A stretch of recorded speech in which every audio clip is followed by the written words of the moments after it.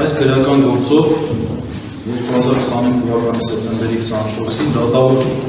Մեդիքսեցյանը հրապարակել է վերդիկտ, հայտարարելով, որ մեղավոր է ճանաչում Միքայել Սրբազանին քրեական օրենսգրքի 422 հոդվածի 2-րդ մասով նախատեսված մեղադրանքով։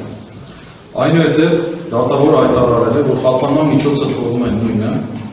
նույն սահմանափակումներով, որից հետո սահմանել է լրացուցիչ դատալսումներ սեպտեմբերի 29-ի ժամը 10:30-ին։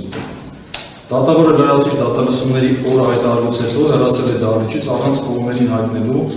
որ նրանք իրավունք ունեն մինչև հաջորդ դատական նիստը դատարան ներկայացնելու միջնորդություններ։ Գտնում եմ, որ դատավոր Ալեն Մեդիքսեցյանը պետք է ազատվի այս քրեական վարույթին մասնակցելուց հետևյալ պատճառաբանությամբ։ Բացակ հայտնելու իրավունք այս փուլում քրեական դատավարության օրենսգրքի 64 հոդվածի 3 մասի կանոնակարգումների համաձայն բացակի հայտնես դարձել սեպտեմբերի 24-ի նիստից հետո, հետևաբար իրավունք ունեն դատավորին բացակայել այս փուլում։ Դատավորի կողմից խախտված նորմա։ Դատական օրենսգրքի 70 հոդվածի 2-րդ մասի 3-րդ 14 կետերի համաձայն, որոնք չեն մեջբերում,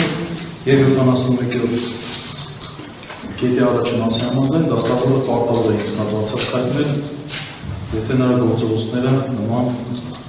հիմքեր են ստեղծում։ Դատավորը խախտել է քրեական դատավարության օրենսգրքի 344 հոդվածի 2-րդ մասի մարմնավորի կողմ։ Վերդիկտը հրապարակելուց հետո դատարանը սահմանում է լրացուցիչ դատալսումներով առաջին դատական նիստի տարին, ամիսը, օրը եւ ժամը, ինչպես նաեւ կողմերին հայտնում է, որ մինչև հաջորդ դատական նիստը նրանք իրավունք ունեն դատարան ներկայացնելու միջնորդություններ սույն օրենսգրքի 345 հոդվածի առաջին մասով նախատեսված հարցերի լուծման համար հետազոտման ենթակա ապացույցների վերաբերյալ։ Դատավորը վերդիկտ հրապարակելուց հետո սահմանելով լրացուցիչ դատալսումների տարին, ամիսը, օրը եւ ժամը չի հայտնել կողմերին, որ մինչև հաջորդ դատական նիստը նրանք իրավունք ունեն դատարան ներկայացնելու միջնորդություններ նույն օրենսգրքի 345 հոդվածի առաջին մասով նախատեսված հարցերի լուծման համար հետազոտման ենթակա ապացույցների վերաբերյալ։ Օրենսդիրը այս գործողությունը սահմանել է որպես պարտականություն եւ ոչ թե հայցողական լիազորություն։ Հարց է ծագում. ինչու է դատավորը ակնհայտորեն խախտում օրենքի պահանջը։ Ինչու։ Ինչ է նրանից գնում հետևելու օրենքի պատվիրանին եւ պաշտպանության կողմին հայտնելու նրա իրավունքների իրագործման մասին։ Եթե դատավորը ղեկավարվել այն ենթադրությամբ, որ Միքայել Սրբազանի պաշտպանները գիտեն օրենքի այդ պահանջը,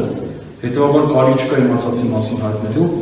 ապա դա անում են ենթադրությունը, քանի որ օրենսդիրն այս գործողությունը կատարելու տեսակետից խտրություն չի դնում պաշտպան ունեցող կողմի եւ պաշտպան չունեցող կողմի միջեւ։ Մեր համոզմամբ այս խախտումը կարող է դրսևորվել երկու դեպքում։ Առաջին, եթե դատավորը կոմպետենտ չէ, կամ երկրորդ, դատավորն ունի խտրական վերաբերմունք։ Մենք հակված ենք պնդելու, որ դատավորն ունի խտրական վերաբերմունք Միքայել Սրբազանի նկատմամբ, ինչը դրսևորվել է նաև իր նախորդ տարբեր խախտումներով, սկսած գործնաստանդարտության չուղարկելու, կալանքի ժամկետների երկարաձգելու, որոշման մեջ կեղծ տվյալներ ներառնելու գործողություններից վերջացած այսնոր խախտումով։ Ղեկավարելով քաղաքացիական դատավարության օրենսգրքի 70 հոդվածով եւ քրեական դատավարության օրենսգրքի 40 հոդվածով Երևան քաղաքի առաջացան ինտանյալության քրեական դատարանի դատավարում Մեդիքսեցյանը հայտնում են բացակ եւ խնդրում այն ընդունել։ Պատվաժան դատարան, իրոք հարցածագում, ինչու է դուք նման խախտումներ դուրս։ Անկեղծ ասած չեն կարող պատկերացնել։ Սևը սպիտակի վրա գրված է քրեական դատավարության օրենսգրքի մեջ։ Վերդիկտը հայտարարելուց հետո կողմին հայտնում է։ Դուք հայտարարեցիք վերդիկտի մասին ու արագ հեռացաք։ Լավ ուզում ենք հասկանալ, ինչն է, ինչն է խնդիրը։ Ինչու չեք ուզում Միքայել Սրբազանի ժողովրդական լեզվով ասած արել դիպչի։ Ինչն է խնդիրը։ Ինչու դա մեր վրա չի տարածվում։ Ինչու դատավարական նորմերը մեր համար չեն աշխատում։ Որն է պատճառը։ Առավել ևս դուք գիտեք, որ սա զգայուն քրեական գործ է եւ բոլորի ուշադրության կենտրոնում եք, դա ի՞նչն է ձեզ ստիպում նոմա խախտումներ թույլ տալ։ Եվ մենք այս պայմաններում հակված ենք պնդելու, որ դուք ունեք խտրական վերաբերմունք։ Հասկանա։